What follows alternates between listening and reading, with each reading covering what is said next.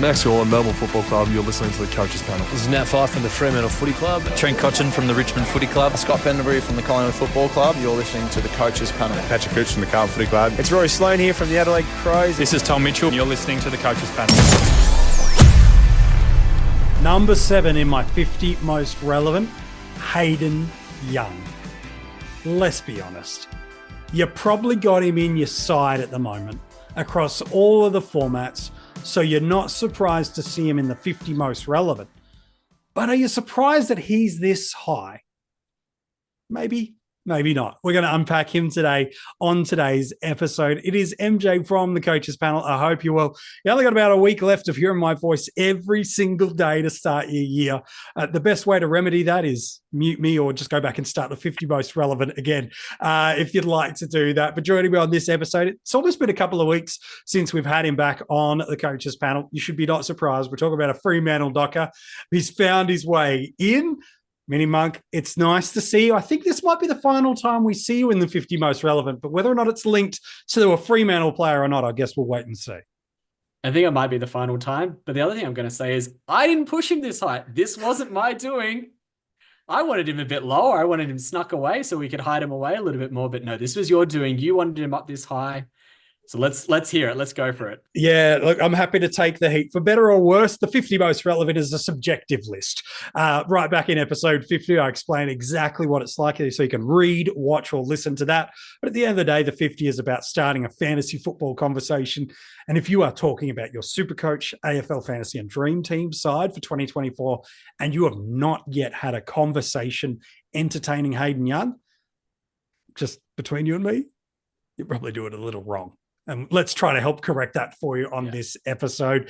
Last year, he averaged 93.9 for us in SuperCoach, a top score in that season of 137, 10 tons, and a career high score of 142. Means he's priced just over 525,000 for us in SuperCoach. While in AFL Fantasy, a seasonal average of 89.2, 7 tons, a season high score of 119, but a career high score of 132. He had a pretty strong element of scoring for us. And like I said, just priced over 800,000 in both AFL Fantasy and in Dream Team. I'll be honest with you. 12 months ago, I was really bullish on Hayden Young. Don't know if I was bullish as Mini Monk, but definitely was really pretty bullish on Hayden Young. Everything was trending well. The way he was scoring towards parts of 2022, the way that Fremantle side was moving the ball so freely and playing through him, people are going, yes, this is the guy I'm going to be on. So much so, I know it feels crazy to say it 12 months on with knowing what we know. It was a genuine dilemma in the fantasy community. Do I start with Dacos? Or do I start with Young? I know it's crazy to say now, but that was one of the big conversations, especially after the Finn McGuinness tag in that preseason match that went to Dacos. It was, Young basement is safer. He might not have the ceiling. He feels safer. It was a crazy world 12 months ago, but despite having in some people's eyes, Mini Monka, a down season or a frustrating season, he actually was still a really nice performer for us when you look at the season in totality. Absolutely, he was. He was still a top 20 averager and total points player for us across the formats, which, you know, a lot of the negativity that got directed towards him through the year wasn't because of the fact that he wasn't scoring well. It was just that comparison. People were just frustrated at the fact that they went, damn, I went Hayden Young, didn't go Dacos, that burnt me, cost me a good ranking. Season was over because of one decision. Well, yeah, okay, maybe Dacos, not having Dacos hurt, but we've got to look at the decisions that we make as a team in our teams as a totality. It wasn't just, do I pick Young or do I pick Dacos? There was a world where you could have had both. There was a world where you could have had neither, and that could have affected your decision-making as well. But when we look at Young, his scoring last year was still really solid. And let's not talk about those last 5 games because I think they need to be talked about in a way. If you look at every other game outside of that, there was really only 2 games that were really what we would call stinky, maybe a little bit more in SuperCoach, but in AFL Fantasy was that round 2 game against North Melbourne. It's a really weird game, really sloppy, kind of just a very weirdly run game. And then it was that round 15 game against Essendon. Aside from that, really, the floor was above 70s. And as a defender, you take a 70 every now and then. There was some decent tons. Round 1 is a 118. Round 7 against the Lions is a 112. And there's some high Supercoach scoring as well. That same game against the Lions is a 128 SC. That round 1 game against the Saints was a 137 SC. And there's a few other tons in there as well. So you're thinking, he's a pretty good defender for being able to do what he needs to do. To be in that 20 to 10 marker, you have to be doing a lot of things right, especially to do it across the formats. But we know that we need to unpack those last 5 games because that is where the intrigue is from Young. It's not just that the price point that he's at, not just the fact that he has already shown that he can be around the marker, probably a little bit off that top 6 line for defenders. Yep. It's those last 5 games. So off you go. So without those final 5 games, he's a 90.1 average in SuperCoach and an 86.7 in DreamTeam. So without those 5. But then against Geelong, moved in to stop a premiership player and a Brownlow medalist and a multi-club best and fairest winner in Patrick Dangerfield. He significantly stalls his scoring. And what does he score in that game himself? Mid-80s in AFL Fantasy and a 69 in SuperCoach. It's important to do that because as I share the next number for you in a moment, this is not cherry picking stats. And we can do this in the community.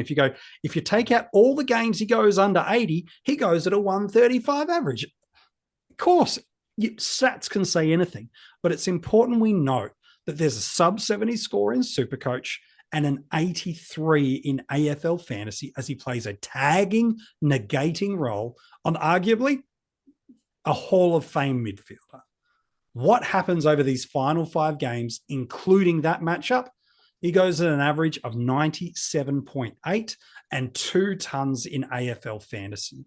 While in SuperCoach, he goes at an average of 106.8 and outside of that 69, doesn't drop under 110 for the next 4 matches. So we have a guy that comes into the midfield. It's almost like there are some parallels to another couple of defenders for a team just across a state line a little bit. The team go, you know what, it's the end of the year. We need to do something a little bit different. This hasn't gone our way. Let's move a really big body that can add something to a still developing midfield and throw him in there, and he flies with elite kicking, really smart football use by hand and by foot, good mark, big body, lays tackles, understands the defensive dynamic of football with no surprise after growing up and playing his craft as a defender early days. There are some parallels to him being a Jordan Dawson and even a Rory Laird type. Yeah, just across the state line, but a 2.5 hour flight away. So not too close. Close, but not close. I'm not going to cherry pick, but I am going to add some context to those stats. That Geelong game was his lowest CBA percentage of those 5 games. He only attended 52% of CBAs. Every other game after that, it was 77% or higher. So you got to ask yourself, is he in that midfield rotation? Yes, it was Young, Brayshaw, and Sarong. They were all above 70% markers. And then the others that were getting a little bit of spurts in there were someone like Aish, a little bit of Johnson, a little bit of Erasmus, a little bit of Switkowski. But it was a clear 3 midfielders. They were working together well. So that might help to explain why that Geelong score was a little bit lower, but it comes with the trade. You can't cherry pick. You can't say, well, he wasn't playing midfield this game, because he was. But even if we include those 3, include that number in that 5-game sample size, 106.8 in SuperCoach puts him at 6th for defenders coming into 2024. Ranked on averages that ranked are on averages priced at right now. Ranked on averages of people who are still in defensive line. And in AFL Fantasy, 97.8, exactly the same. Also puts him in 6th spot. So that is kind of what we're anticipating. We're anticipating if he plays midfield, worst case scenario, he's a top 6 defender. Great. Thumbs up. That's great. But there's more. It's not just that he's played that midfield for 5 games. It's that the entirety of this preseason so far, he has been playing as an inside midfielder. The club has commented and saying he's playing inside mid. He has commented to the media saying that he's playing inside mid. He's training for the entire preseason in that role. So what do we expect? He's going to be much better at playing that role. And there's the ability for his scoring to be able to bump. So that is the basement. That 106 SC, that 98 AF, that is what we can see as a baseline if he's playing inside mid. And if it goes anywhere like what Dawson or what Laird have done in previous years when they've moved from that defensive line into that midfield, we know that that can be a 115 to 120 in SuperCoach and a 110 in AFL Fantasy and Dream Team. And that is where the enticing part comes in for him, because that is over 15 points of value across all the formats built into his price. And he's already basically guaranteed to be a top 6 defender. That is what you call a laydown misère in the preseason. Ryan Reynolds here for, I guess, my 100th Mint commercial. No, don't. I mean, honestly, when I started this, I thought I only have to do like 4 of these. I mean, it's unlimited premium wireless for $15 a month. How are there still people paying 2 or 3 times that much? I'm sorry, I shouldn't be victim blaming here. Give it a try at mintmobile.com/save. Whenever you're ready. $45 upfront payment equivalent to $15 per month. New customers on first 3-month plan only. Taxes and fees extra. Speed slower above 40 gigabytes. See details. Absolutely is it. And part of that's reflected when you look at the ownership that he currently holds across the formats. Yes, people are still relatively bullish on a couple of cows that fill the spot that have flown some names around. And there's always 1 or 2 of those top end premiums that people like. But you look at that ownership percentage across the board, anybody that's looking for a little bit of value and some scoring potential, you don't have to go too far down your ownership percentage in any of the formats. And there you see H. Young.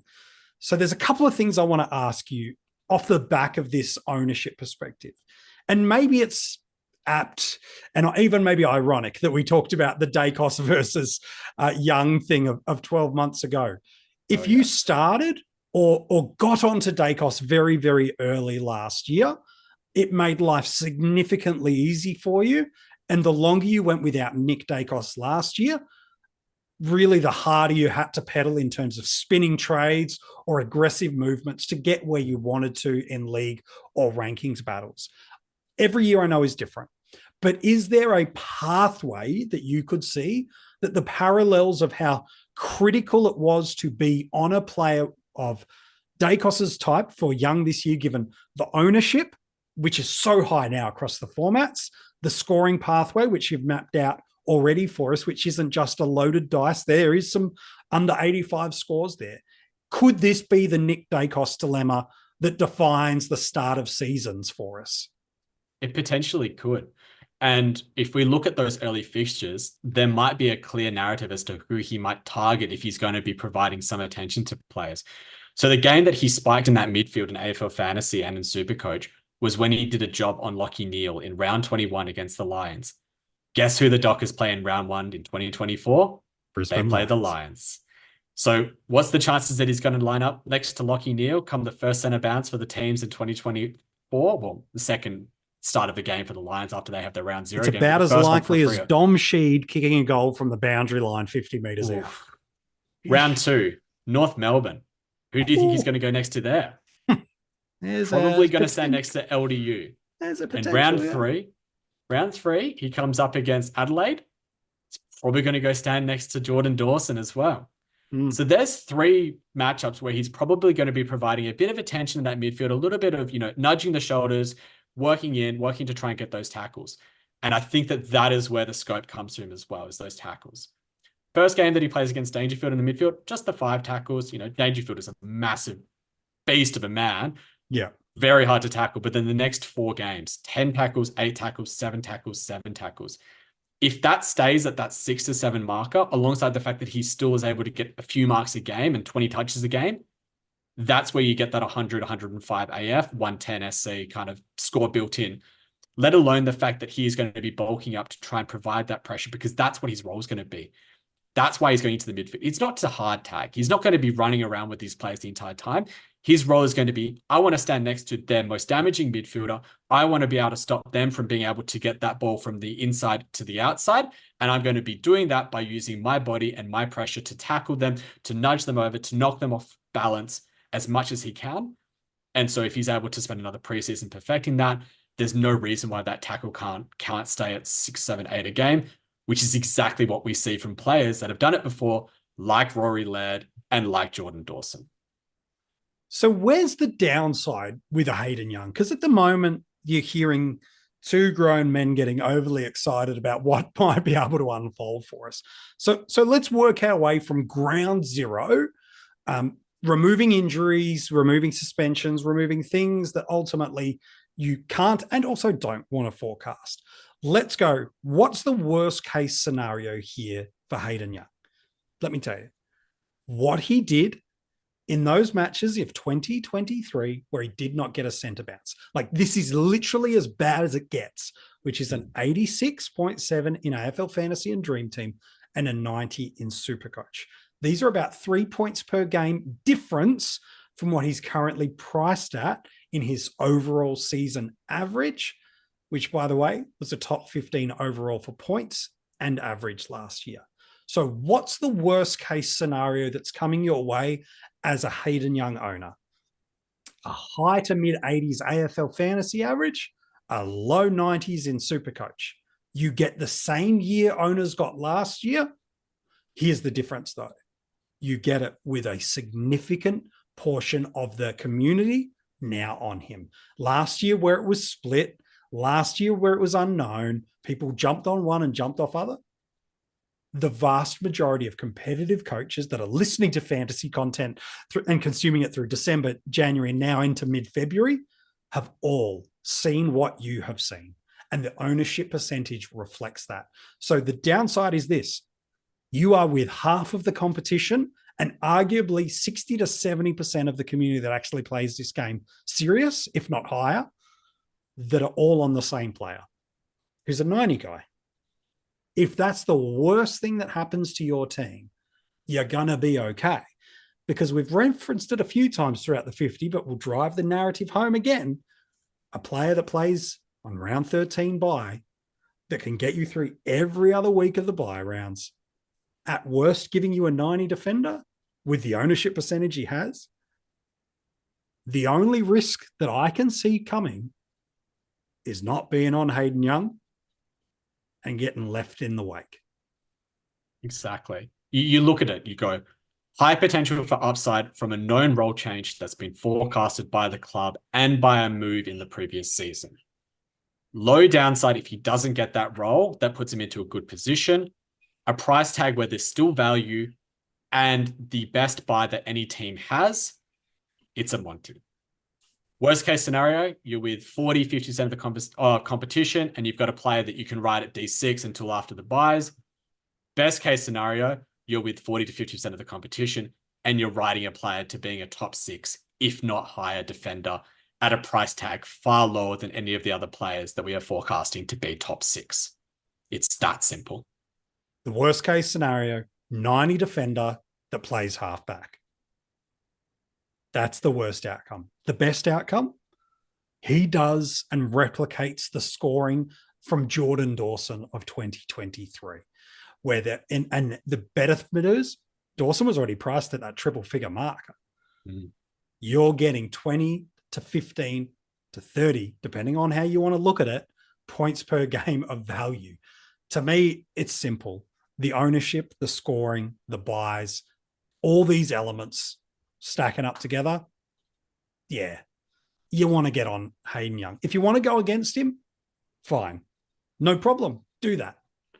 But I would rather stay with the majority on this, given all the elements we've seen. And then, oh no, he goes 90. What a disaster. That's not going to ruin your season. And if you want to bet against that, be my guest, but I'd be putting the smart money on going with him.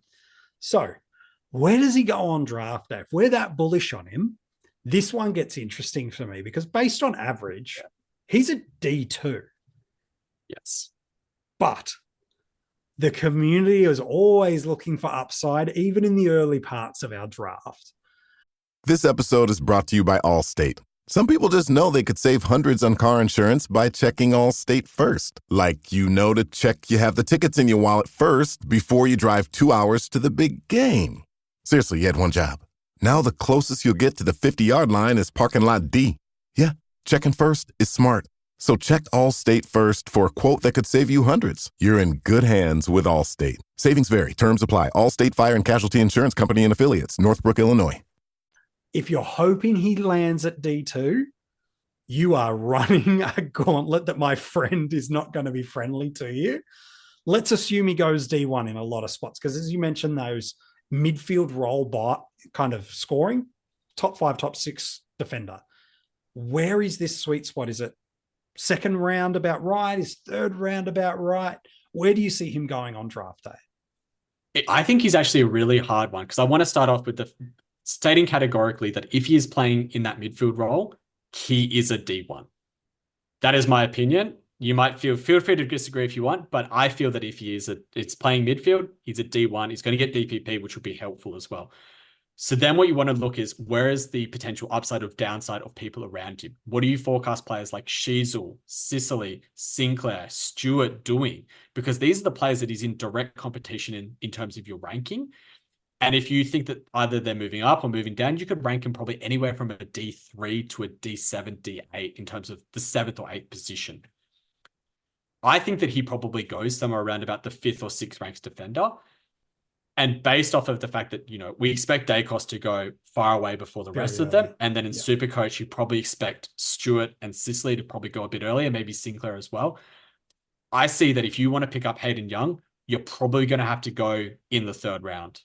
Yep. And I think if you're wanting to lock him away, going in the 3rd round is the safest spot. I think if you're trying to reach him in the 4th round, you're probably going to have missed the boat.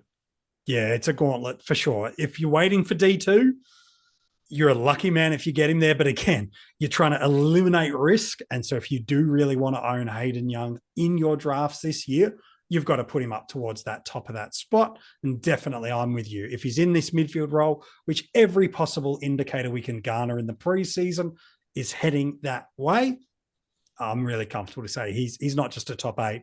I've got him as a top 5, top 6 defender, both in points and average for 2024. Hey, mate, it's been an absolute privilege and a pleasure having you on the 50 Most Relevant. Like I said, it's the last time we've been able to get you this preseason through the 50. Plenty of conversations coming for you from the strategy piece, both preseason and season proper. Thanks once again, mate, for being a star this preseason for us. It's been a pleasure to be on, and good luck with the rest of the 50.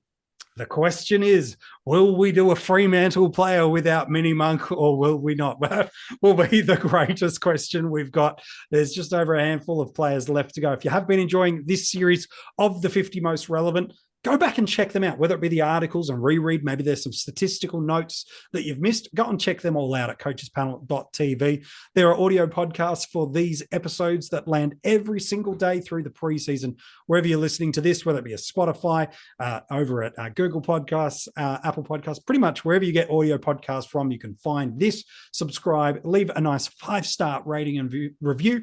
If you give us one of those, we might read it out during the 50 Most Relevant in the preseason. So do that there. We might be able to give you a little bit of a shout out. And you can follow us on social media, either the Coaches Panel Direct or all of the members individually. We've put the links in the description of this episode. If you want to keep in touch with Mini Monk and pestering with questions about 50-50 dilemmas, which I know is his favorite thing to respond back to, you can find all the links for that. In just over 30 seconds time, I've got a clue for you about who's at number 6 in the 50 Most Relevant. But if you do enjoy what you've got from the Coaches Panel so far this preseason, we're the only content creator out there that has given you the first 50 days of the year, a podcast, an article, and a video every single day. And so if you've appreciated the volume of content you've already got from us this preseason, jump on board, become a Patreon, whether it be at that low level as a breakout supporter, or you want to jump right up to the premium tier. There are different levels of rewards and activations that can come your way and different opportunities to get involved and support the Coaches Panel. The details for that, much like the social media, you can find in the description of this episode. All right. So as we head to the 50 Most Relevance conclusion, there are 6 spots left. There's at least 2 midfielders, at least. There will be one more defender, maybe more. And we got to hit the rucks at least one more time. So tomorrow, why don't we do that? Why don't we hit the rucks? And I'll tell you this much. There's 2 left.